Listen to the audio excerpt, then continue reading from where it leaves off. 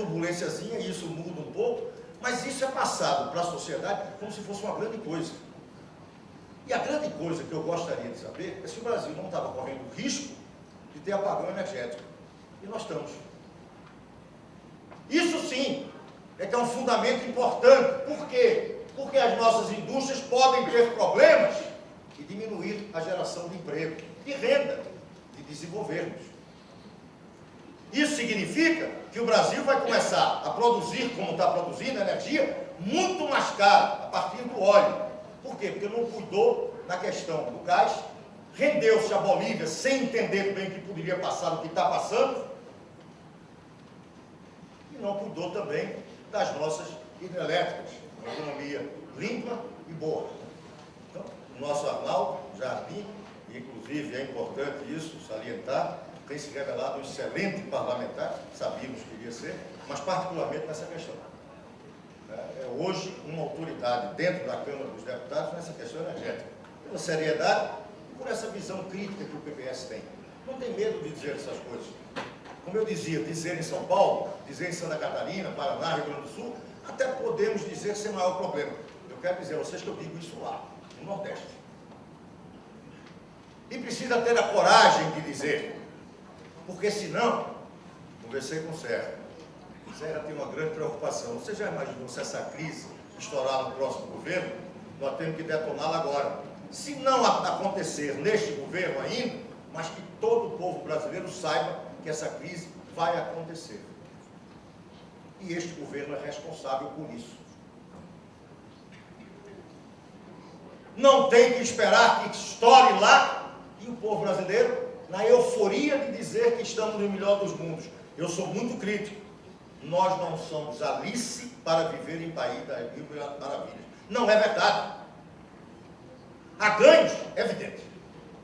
Também eu não vim aqui para contar loas a Lula, mas também não quero dizer que não tem algo que foi conquista deste governo. Uma preocupação, talvez pela sua origem, né, por muito do que o PT, das ligações que o PT tem, uma preocupação com aqueles assalariados brasileiros. Os assalariados de menor renda no Brasil tiveram ganhos do governo Lula, ganhos efetivos. E talvez isso justifique, lá no Nordeste, além do que outras propostas lá feitas, a sua imensa popularidade. Por quê? Porque lá concentramos o maior número de assalariados de salário mínimo do Brasil. Não é aqui em São Paulo. Em São Paulo é raro saber quem é que ganha salário mínimo. No Nordeste, o difícil é saber quem é que ganha mais. Esse é um dado concreto. E isto, houve conquistas com o governo Lula, coisa que não houve no Brasil há muito tempo. Embora essa conquista se deva a algo que foi construído por outros governos também. Um deles, o governo de Itamar Franco, quando lá se iniciou o Plano Real, que o PT jogava fora, que dizia que não ia dar certo. Né? Os seus economistas de pro, Mercadante era um deles. É bem disso. Eu digo, olha, vai dar certo. E eu estava lá com o Itamar. E quem foi o grande patrocinador, tanto é verdade, que não sabia nem se ia ser candidato ao Senado para renovar o seu mandato, foi eleito presidente da República, foi Fernando Henrique. Então, para a gente lembrar bem de que aquilo lá deu a estabilidade, que com a continuidade, e aí também ressaltar que Lula nisso agiu correto. Não entrou em cantilena de que a inflação não importava? Sim, importava. E o controle da inflação continuou e deu frutos. De que os aumentos reais de salário mínimo ainda eram maiores por conta da diminuição do processo inflacionário. Isso é um dado importante. Analisar com essa isenção, embora eu não tenha muito não. Eu também não sou o negócio de dizer que sou imparcial. Né? Eu não sou desonesto. Não vou desconhecer aquilo que pode ser vantagem. Teve algumas vantagens, isto mudou um pouco o país, a própria eleição de um operário, isso significa, do ponto de vista cultural, algo importante, não self-made bem americano, mas algo que a sociedade brasileira conquistou na sua luta de resistência, o crescimento da classe operária, as lideranças que de lá surgiram, tudo isso Nós contribuímos com isso, até pela nossa história todinha. Porque de vez em quando o PT pensa que só tem esquerda no Brasil quando ele começou a existir. E nós já estamos aí desde 22, e mesmo antes de 22 já existia no Brasil. Esquerda, pensamento racional, iluminista, pensamento progressista, humanitário. Então todo esse processo já tinha também a sua vigência. Mas eu disse que ia contar uma historinha. Eu fui para Cuba em 1985. 1985 foi o ano em que o Partido Comunista Brasileiro se legalizou.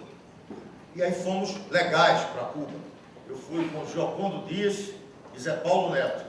Aqui aqueles comunistas que viveram aquela época devem se lembrar. O grande Giocondo Dias e Zé Paulo Neto, intelectual. Essa foi a delegação do Partido Comunista. E eu fui falar num encontro que foi realizado em Havana sobre a dívida externa, a deuda externa. E Cuba tem uma visão, desde que a Revolução foi vitoriosa, de que teve, na América Latina, a liderança de indicar caminhos, indicou vários equívocos, a teoria do foco, guerrilha urbana, guerrilha rural, incentivando toda uma sorte de equívocos políticos, que inclusive nos atrapalhou um pouco aqui no Brasil, mas que, de qualquer forma, isso era algo que, pelo que despertou, ela influenciava toda a esquerda, todo o pensamento progressista. E ela criou uma teoria de que a dívida externa, ali em 1985, era de tal monta que criava condições objetivas, isso é um linguajar muito revolucionário, de que criava condições objetivas para a revolução na América Latina. Então chamou tudo que era partido de esquerda, revolucionário, movimento, para fazer esse encontro em Havana, para discutir a dívida externa, os partidos todos. Por quê? Porque, segundo Fidel, na visualização que ele tinha de que um punhado, 18, desembarcaram em Cuba e depois construíram o exército rebelde e derrubaram Fulgêncio Batista, ele achava que estes 18 representavam um caráter subjetivo de que, objetivamente, situação revolucionária faltava na América Latina e era preciso criar. Então, era um encontro que era buscar quem tinha condições de iniciar a revolução, porque as condições objetivas da dívida externa estavam colocadas.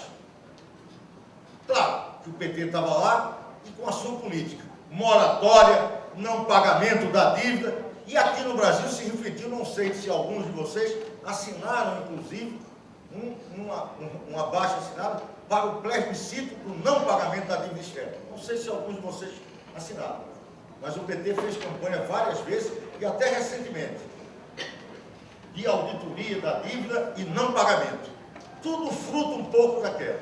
Mas só para lembrar vocês, o Partido Comunista Brasileiro, fui eu que falei, na tribuna, disse que nós éramos contra a moratória e o não pagamento. O problema da dívida externa era buscar o desenvolvimento para termos capacidade de pagar.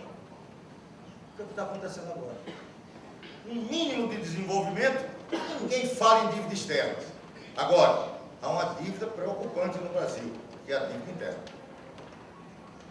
E essa dívida interna é que faz com que sejamos reféns de um sistema bancário que não tem por que permitir que se pretenda mudar esta política, porque eles ganham fácil. Está aí os lucros dos bancos brasileiros. Enquanto o banco nos Estados Unidos entra em crise, tendo que ser socorrido, o PROER que estão fazendo lá, os nossos estão aí navegando a pleno vapor. É uma coisa que eu digo. Eu nunca imaginei que num governo do PT, banqueiro risse a troco. Está vindo e está ganhando. E tem mais. O governo permite com luz, até porque 90 meses, ajuda a indústria automobilística a produzir e vender, como nunca, bordão de Lula, como nunca na nossa história, tantos automóveis, como agora. E ao mesmo tempo, cobra uma taxa de juros de agiotas, porque mesmo que seja menor do que outras taxas de juros, é ainda de agiota, em 90 meses, privilegiando o sistema financeiro. e está ganhando fácil. Ganha por aí, ganha com os empréstimos consignados, descontando em folha sem nenhum problema, os aposentados e pensionistas que estão em segunda ou terceira geração. Eu não sei como isso vai terminar.